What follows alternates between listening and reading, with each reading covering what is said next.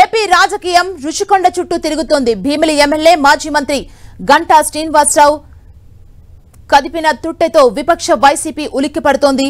గత ప్రభుత్వంలో అత్యంత రహస్యంగా నిర్మించిన భవనాల్లో విలాసవంతమైన సౌకర్యాలను బయట ప్రపంచానికి చూపెట్టారు గంటా.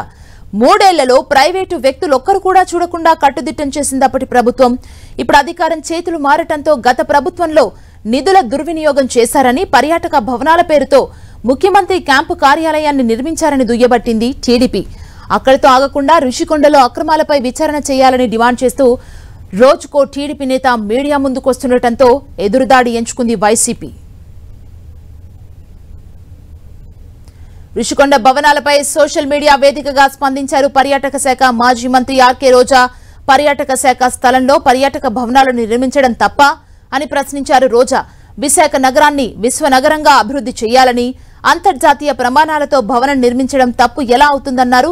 ప్రపంచ పర్యాటకులని ఆకర్షించే 5 స్టార్ వసతులతో నిర్మాణాలు చేయడం తప్పేనా అంటూ ఎదురుదాడికి తెరలేపారు.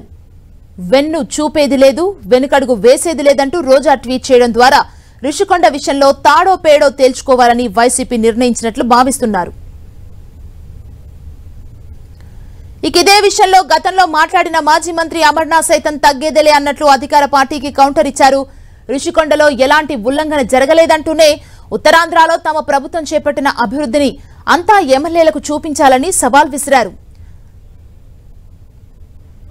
మొదట్లో 2019లో విశాఖపట్నం రాజధాని అని చెప్పి ఒక నిర్ణయం మా ప్రభుత్వం చేసినప్పుడు స్వాగతించింది ఆయనే మొదటగా.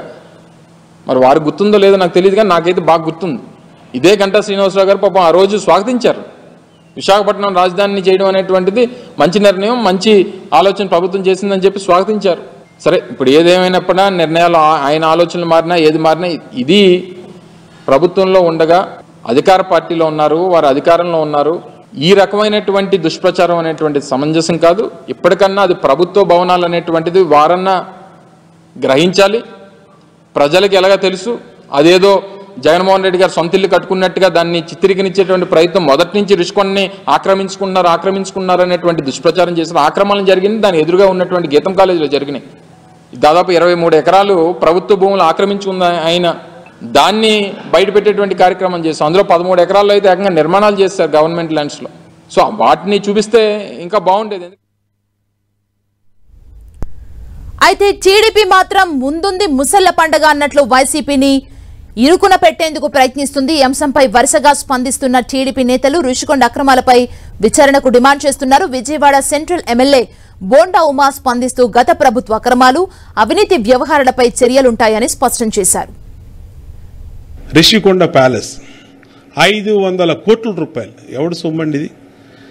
ప్రజల దగ్గర నుంచి చెత్త పన్ను, కరెంట్ ఛార్జీలు, ఇంటి పన్నులు, నీటి పన్నులు, డ్రైనేజీ పన్నులు, ధరలు పెంచి, పెట్రోల్ పెంచి, డీజిల్ పెంచి, ట్యాక్సుల రూపంలో పిండి పిప్పు చేసి ఆ డబ్బులతో 500 కోట్ల రూపాయలతో ఒక పేటంత ఇల్లా, ఆ పేటంత ఇల్లులో కోటంత బెడ్రూమా?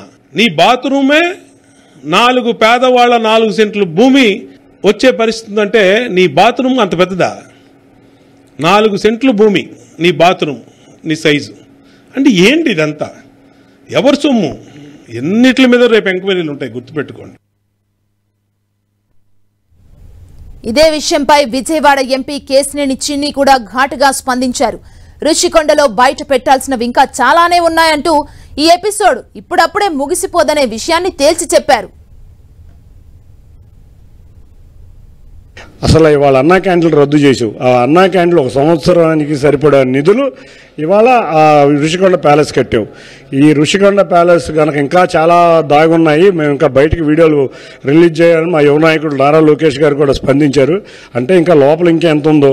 కాబట్టి ప్రజాధనాన్ని ఇంత దుర్వినియోగం చేసిన వాడి ద్వారా ఆ డబ్బులు కట్టించి ప్రజలకి మళ్ళీ ఆ ప్రజల చెంతకి ఆ అమౌంట్ వెళ్ళేటట్టు ప్రభుత్వం కృషి చేయాలని ముందు కోరుకుంటున్నాం. ఆ దుర్వినియోగం చేసిన వాళ్ళ దగ్గర నుంచే ముందు అధికారులు అవ్వచ్చు, రాష్ట్ర ముఖ్యమంత్రి అవ్వచ్చు, మాజీ ముఖ్యమంత్రి అవ్వచ్చు, ఎవరైనా దుర్వినియోగం చేసిన ప్రభుత్వ నిధులు మళ్ళీ వచ్చే విధంగా చట్టాలు తేవాలని, మళ్ళీ పునరావృతం కాకుండా ఎవరైనా భయపడే విధంగా చేయాలని చంద్రబాబు నాయుడు గారిని కోరుతున్నాం. రుషికొండ ఇష్యూని బయటపెట్టిన భీమిలి ఎమ్మెల్యే గంటా గత ప్రభుత్వ నిర్వాకాన్ని పూసగుచ్చినట్లు వివరిస్తున్నారు. అసెంబ్లీ సమావేశాల తర్వాత చంద్రబాబు నిర్ణయం ప్రకారం రుషికొండ భవనాలపై తుది నిర్ణయం తీసుకుంటామన్నారు గంటా.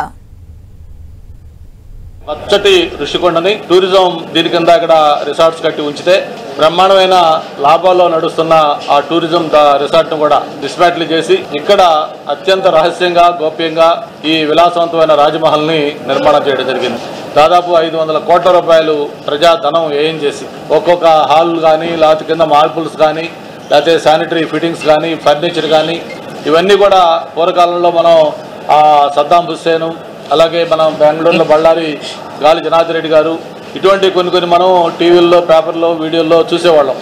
మరి వాటిని తలదన్నే విధంగా మళ్ళీ ఇందులో కూడా ఒక్కొక్క హాల్స్ కూడా ఎంతంత విశాలంగా ఉన్నాయో ఏ విధంగా ఉన్నాయో.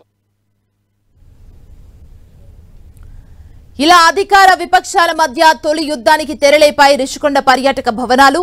470 కోట్ల రూపాయల ప్రజాధనంతో నిర్మించిన భవనాలు ఎలా వాడుకుంటారనేది రాష్ట్ర వ్యాప్తంగా చర్చనీయాంశంగా మారింది. రాష్ట్రంలో హాట్ టాపిక్ గా మారిన రుషికొండ భవనాల వ్యవహారంపై సీఎం చంద్రబాబు నిర్ణయం ఉత్కంఠగా మారింది.